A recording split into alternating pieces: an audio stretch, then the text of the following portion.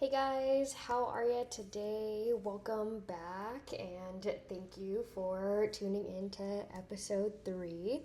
I'm hoping that today is just filled with a lot of good information. I know I learned a lot going through what midterms were, and I thought it was pretty interesting, everything that I didn't know.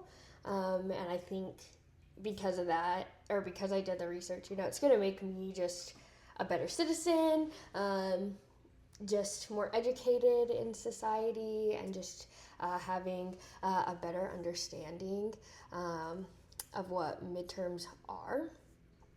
And so today we're just going to go through all of those various things. Midterm elections. I made a mistake on my title, kind of in the way I presented, and Idaho did not have midterms.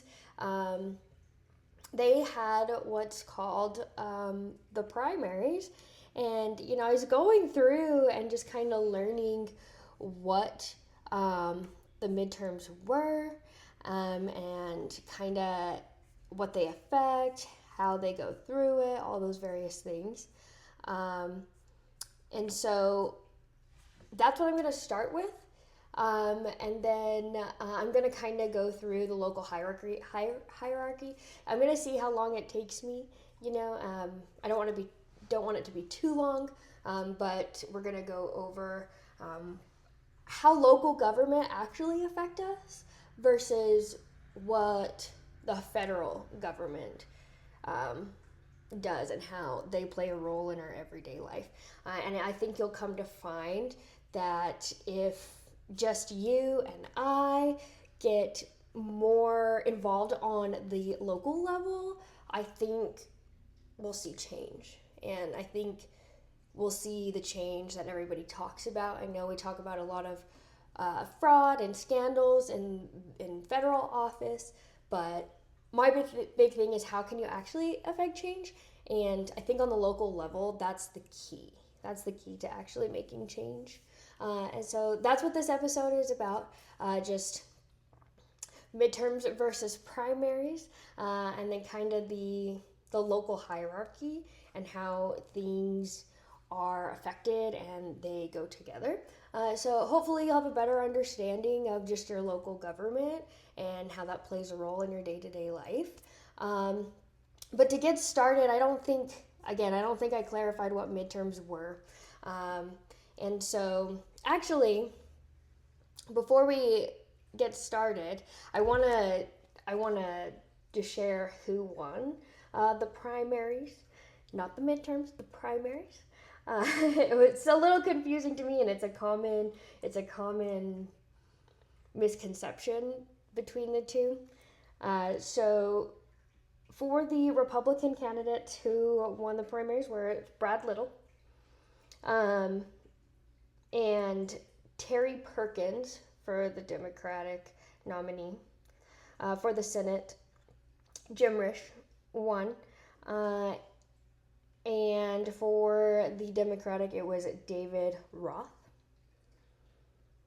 For the U.S. House Senate District 1, it was Kaylee Peterson. And for the Democratic Party. And for the Republican, it was Russ Fulcher.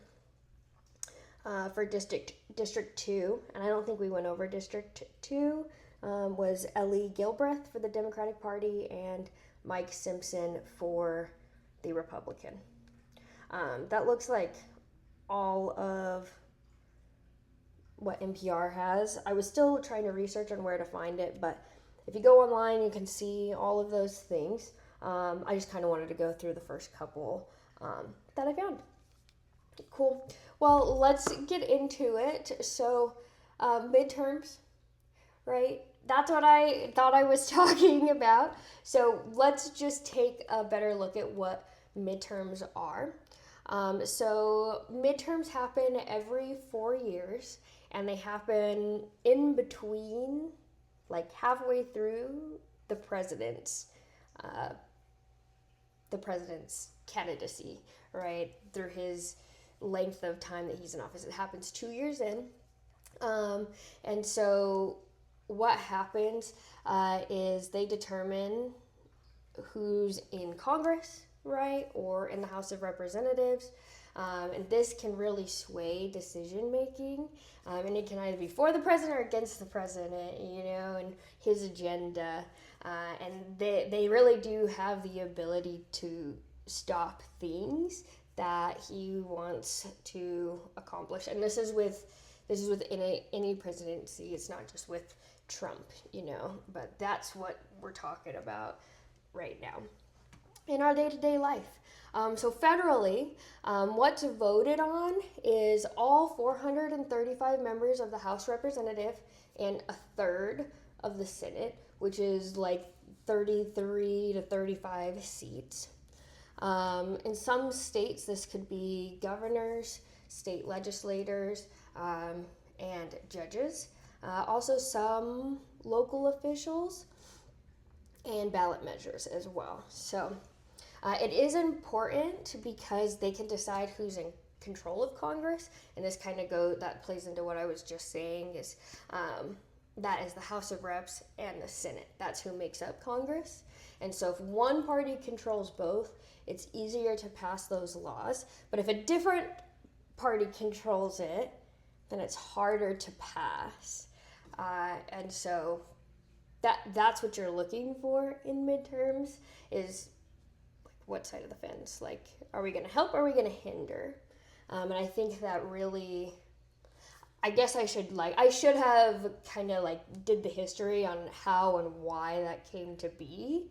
But that's how it is right now. And maybe that'll be an idea for another episode, is kind of like the history of how some of these came to be. I should have paid better attention in U.S. history and all the various history classes, but history was never my thing. I found it really boring, and I didn't really want to talk about it, and I didn't really want to learn about it, and here I am, and I'm finding it more interesting than ever. But anyway, that's besides the point. So we were at Congress and the House of Reps and how the different parties can control decision making.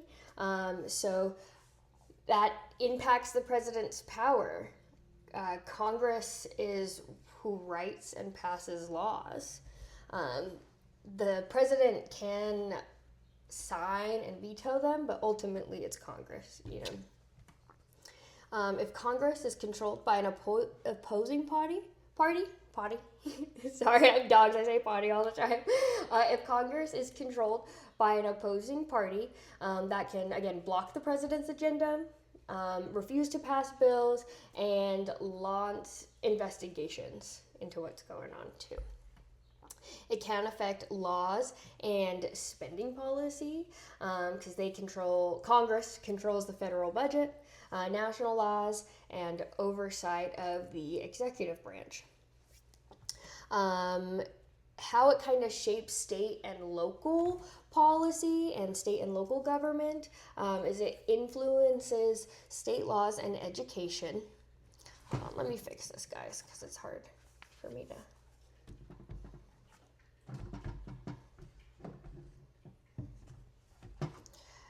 It shapes state and local government. Let me fix you. It shapes state and local government by the state-wise, right? It's education, taxes, and policing, right? Which is, in my opinion, important. Can shape local policies, and it can shape redistricting once voting districts are drawn. This can shift the power. President's party can often lose seats in the midterms depending on the decision-making ability, what seats are up, and so it can generally flip Congress. That's historically how this happens. For the midterms, there's generally lower voter turnout. And so this is kind of, it's like 21% or something like that of voters will vote. I could be wrong on my statistics. That's just kind of what I was reading up on. And so what that means is voters can, like, they can easily be more influential, right? There's less of them voting. And so theoretically speaking, if you got your candidate and all these things, more votes than what's out there, because you're I don't know, marketing, you're going out there, you're talking to people, you're putting the work in, then theoretically your vote could mean more during these times. So I thought that was kind of an interesting little tidbit of information just to have.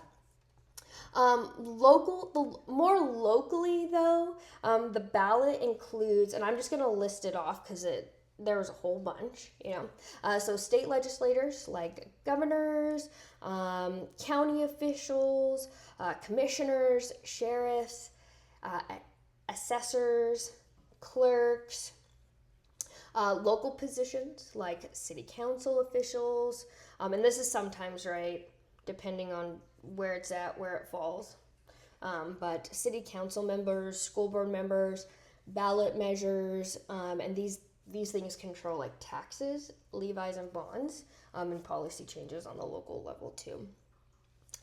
It matters because this is where it directly affects schools and educations.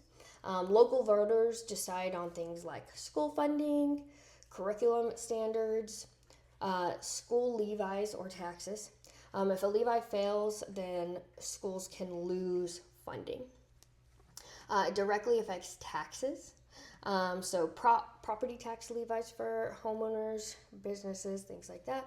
Bonds, and that can include things like infrastructure, schools, various things like that. County officials, like the assessor, which we're going to get in more to kind of what these positions are. I based my podcast off this, and I was like, okay, I feel like I'm missing something, and so this is kind of where I had to add this in. So county officials like the assessor vote and approve. It says vote approved message equals what you pay. So county officials plus voter approved message equals what you actually pay. And so that's how that's broken down. And so that's why it's so important locally, because this is how it directly affects you, homeowners, people out there in the general world, what we pay in taxes, right? It's important to know these things. And I'm just barely scratching the surface. So if any of you are out there and you understand more, shoot me a message, put it in the comments. Like, let's have a conversation, because I want to know more. And I don't know what I don't know.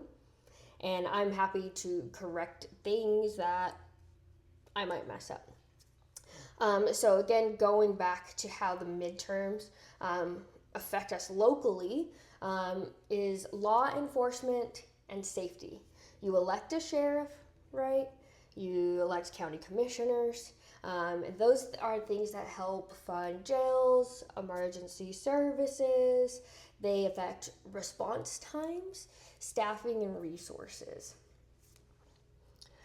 This also affects how your area is growing, how the housing developments are coming, zoning limits and laws, and what cities are allowed to do kind of play into midterms, because they can change all these things. And these local officials directly affect permits, development approvals, and infrastructure planning. They can impact rent prices, obviously traffic, and how fast or how slow your area grows. Redistricting was something that was just like a tidbit. It said big but overlooked, and so I thought it was important. So all of these are after census cycles. After census cycles for everything. So state legislators can redraw voting districts. This can change who represents you, and that can affect future election outcomes. This can also change, just the day-to-day life. Are you growing? Do you have enough resources? Or do you need more, right? Do you have an abundance, This also will affect public health and service. So at the county level, which we're going to learn is huge, this does health departments, emergency response, and local services, but especially outside the city limits. So rural communities especially have a lot of county, I think, to do with them, as I'm learning. And I'm just a beginner, so county people have a lot of power, I'm learning. So it's kind of interesting to know how it all kind of trickles, and how you and how I can affect the day-to-day, right? But you have to go out there, and you have to vote, and you have to know, right? Vote and know, or know and vote. So just we've talked about some of the real world as we've been going through it. Just affects tax bills, school systems, law enforcement, and then roads and development as well. And this is current roads, new roads, and everything in between. Midterms shape the state and local leadership. Those leaders control schools, taxes, safety, and growth in the area. And again, I feel like I worked backwards coming into this information, because I started off one place, and then I ended up at the definitions of midterms, because I forgot that I had to define it, right? And I was like, somebody told me what midterms were, which is what kind of got me interested into it. And what I thought midterms were was actually called the primaries. And that's what Idaho was doing, was the primaries, not midterms. And so I was literally so confused going through all this information, because I had one assumption about one thing, and then I learned that it was something totally different. So it was kind of cool how it was backwards. It was backwards information for me. And when I was going through, I looked it up, and it was a common misconception that primaries and midterms get mixed up. And so that made me feel better. And so midterms directly shape state and local leadership, right? And I was like, that doesn't feel right. I don't feel like I read anything that we had it would have been Brad Little, the new governor, but I feel like it would have been announced, and per XYZ, and that's not what it was. So it was kind of cool to learn in a backwards way. But I just have to acknowledge my mess up while I've been talking to people. I've literally been talking to people, telling about the things that I'm learning just in my day-to-day. And so I kind of feel bad for just spreading false information. The material which I researched wasn't false, but you did that at midterms. It wasn't midterms, it's the primaries, so cool. And so I guess what started all of this is I kind of wanted to know the hierarchy or the structure of government and how I could affect things, And so there's four levels. I guess that's 8. There's 4 levels, and it's the city level, the county level, and this is kind of the invisible level, that I was talking about earlier. The state level and the federal level, which I think the federal level gets a lot of attention, and that's what we see in the news. That's what we see on social media. It's all about Trump. It's all about all these things, and so cool. But what about everything else in between? Because there's more going on, and I always thought the states had more power than the federal level. And so I just wanted to better understand what that hierarchy was. And so change starts at the local, in my opinion, change starts at the local level, and you just have to kind of know that. And so first is the city level, and I tried to give some examples of positions and then what they actually control, just as we kind of go through. And so at the city level, you have things like the mayor, the city council, the city manager, the police chief and the fire chief, planning and zoning commission.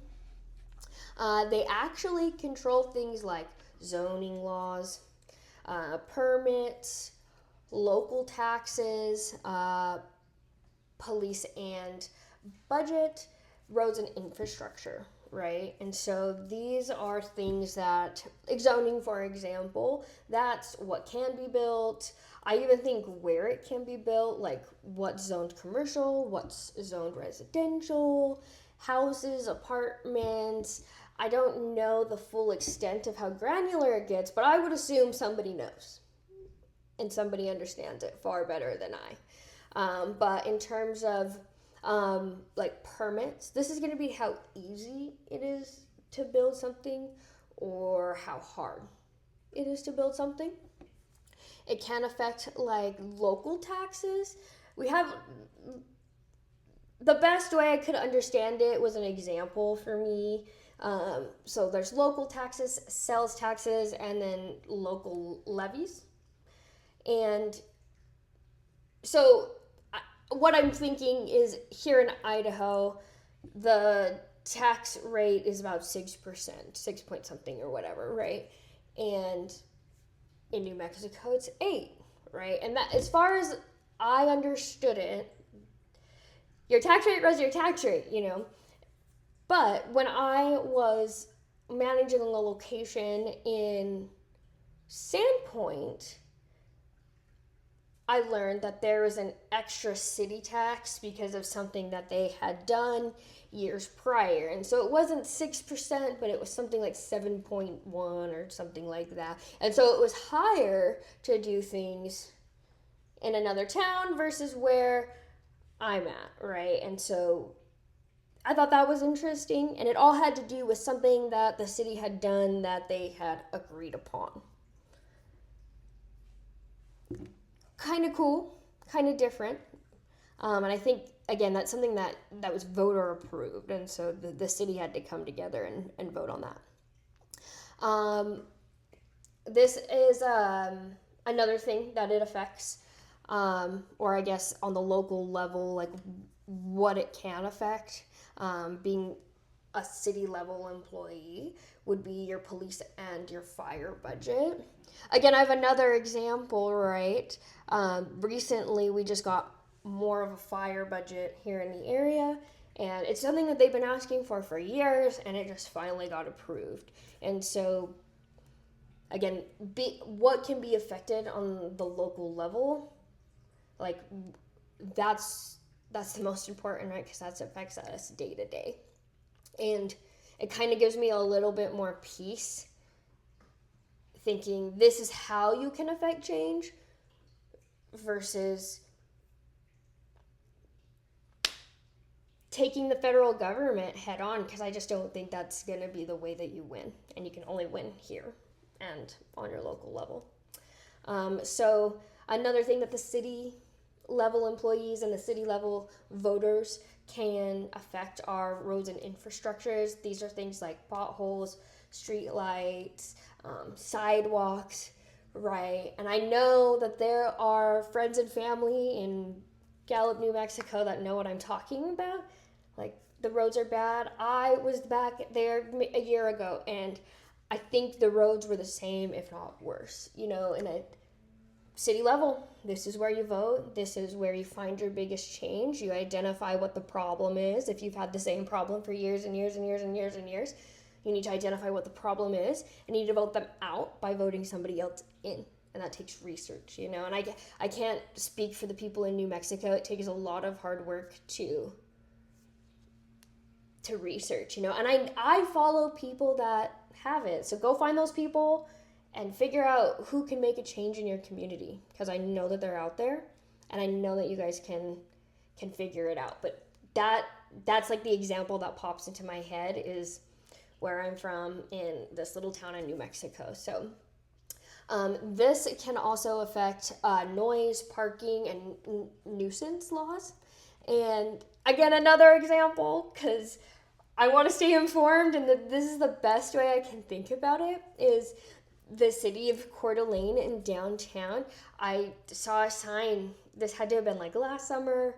Maybe it's every summer. I'm not really sure, but they have a sign that says you will be fined if the noise is XYZ, or you cannot be too loud or will be fined. And I feel like I just read an article about saying that they were going to try to keep the noise level down. You know, I don't know how you're going to keep the noise level down. There's construction. There's a lake. There's things going on. It's downtown, you know. The car noise. I don't know how you can fine somebody for being too noisy when it's already noisy. And if you choose to live downtown, like, I think that's just a part of the lifestyle. It's not a cool, calm place to be. And there are cool, calm places to be where you can spend top dollar like you're doing elsewhere and be at peace, you know. So I think it's interesting that they can set those. I don't know how they enforce it or whatever, but I think the sign is there every single year. Also something that I learned is it can directly affect like Airbnb laws. And I know Idaho, I don't know about Idaho, but I think Kootenai County has something in place where you can only have like one property. I'm not a property owner, right? But I read articles, but I think you can only have one property that you rent out in certain places. I'm not sure how it works, but I think it's trying to prevent people from buying up all the property. So regular folks like me or people that have families, you know, can get property at a high rate because it's just exploding. And I know there's a lot of rentals out there, especially in the summertime, and people rent out their house. They leave their house. They get all their stuff out of it except for the furniture, and they rent their house during the summertime. It's the craziest thing to me. Like, you're just going to pack up and you're just going to move all your stuff. I would never with my dogs. I would never, that makes me uncomfortable. You're going to let somebody live in your house, or multiple people rent out your house for 2 to 3 days at a time for 4 months out of the year. Like, great. But to me, that's a little bit weird, and I don't want people in my space, and I don't have the time. I just don't have the time to move in and out and do all these things. That's planning. It's just a problem. All I'm saying, sorry, I'm getting out of time. All I'm saying is it's just a problem.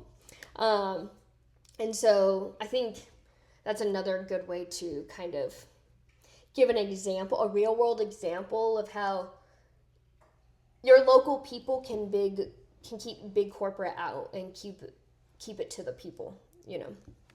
So some things to kind of notate is that city council often has more power than the mayor, and the city manager is kind of like the CEO behind the scenes too. We're going to go through the county level.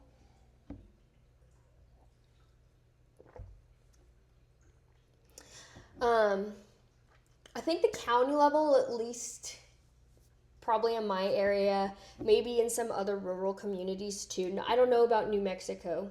Again, I know I have a lot of friends and family out there that will probably watch. But the county is kind of like behind the scenes, the big one. And I've worked with a lot of county workers, you know, and I guess I'm just a guest, you know, when I go and talk to these people. And so I'm just doing my thing, helping the process go faster. And so I guess I never stopped to even ask, like, the various discovery questions that I would normally ask somebody that would walk in to get to know them. You know, I'm just robotic response, being told what to do, you know? And that's fine by me. Like, I'm just there to help out. This is not my domain. I'm just there to help you. And so some of the key positions are positions like the county commissioner, the board of supervisors, city council, you know. This controls budget, public health, and infrastructure. This is also disease response and inspections on building. Underneath the county lies the sheriff. I like Sheriff Bob Norris. Pretty sure it's Bob Norris. And I haven't met him directly, but I have seen him in passing, I don't know, several times. And he's always talking to people, you know, doing something. There's always events going on. So it's kind of cool that your sheriff's out there. He is an elected official. He runs the county jail. He works outside of the police jurisdiction, like outside of town. And it says counties fund jail and courts. I assume the sheriff has something to do with. Obviously, he runs the jail. I'm not sure about court, but I'm sure somebody out there knows. Another thing is the county clerk. This is record keeping. This could be things like marriage certificates, election history, control of polling places, and counting votes. Also, property records are held with the county clerk. The assessor, I didn't know this, I'm just learning, you know, the assessor determines property values and affects taxes, and it can have financial impact on locals. And I want to deep dive further into the assessor, because I want to know how he determines property values. I just want to understand how one person, I don't know if it's one person or a group of people or however it works. I just don't understand how that can affect property values so much. And affect, like, obviously, if you can affect property values, you can affect taxes. That's just a no-brainer, but I would love to understand more. Just some key differences between the sheriff and the police chief, because you have the police chief at the city level, and then you have sheriff, right? The sheriff is elected, and he has the jurisdiction of the entire county, and he runs the jails.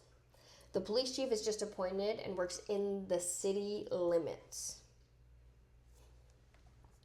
The next level is the state level, and the state level controls laws that affect the entire state, obviously. It's not just your little bubble. This includes the governor. He's kind of like the president of every state. That's the man, you know. It's cool. He can sign and veto laws here in the state, and he controls state agencies as well. We also have a state legislators. I'm sorry, there's multiple. This includes your House of Representatives and your Senate. This is who writes and passes laws and who sets statewide budgets. Your Attorney General is your top legal officer. He enforces the state laws. He's the top enforcer. State agencies include things like transportation, education, and healthcare systems. Or I don't know about systems, but healthcare agencies. So what they actually control are preemption laws. The state can override city laws. They can ban cities from regulating rent, guns, and wages. For education systems, they set curriculum standards and school funding formulas. For state taxes, they affect income tax, gas tax, statewide tax, sales tax. I guess a good example of this is like California gas prices are set so high because of all the tax. I think Washington is very much the same way, where their gas is higher because of how they set it. And so again, that's something that you can directly affect by knowing who you're voting for and getting involved, right? It's mostly just getting involved, because once you're getting involved, you know, and you want to learn more. At least in my case, as soon as I started understanding, I wanted to understand better, because this is the only way that I can feel like I can make a change in my society, you know. So another thing that the state level can directly affect is licensing. This includes driver's license. This includes professional ones as well. It also affects criminal law, defines crime and penalties statewide. And so the big one I think that we all kind of focus on is the federal level. And so this is more like national news, national issues, national things. These are positions like the president, Congress, the Supreme Court. And just remember that Congress is the House of Reps and the Senate. It's made up of a bunch of people. A bunch, but not enough, I feel like. I don't understand how, I think there was like 435, I can't remember, it's House of Reps or the Senate. And then if there's 33 to 35 seats that come available, I mean, you're looking at like 130 other people. So like 700 people that are representing your country and your opinion and your views. For as many people as we have in the US, I don't have that number handy. And I just did basic math off my research. I should have had the amount of people that are totally running the country on the federal level, but I don't think it's enough. I don't know. Maybe it's too many. I don't know what the exact answer is at the federal level, but it seems like they're crazy. Yeah, I don't know. But they do have a lot less control on the day-to-day than we realize, and I think that's kind of like our light in the darkness, you know, is if we start now, I'm under the age of 30, but I'm almost there. If we start now and we start getting involved, I think eventually change will have to happen, but we have to start now. It already feels like it's coming, like it's just blatantly in our face that there's just more going on than just what it should be in our government. But a lot less control than what we realize. They control federal funding, like highways. Depends on the schools, right? They can provide federal funding for schools, housing programs.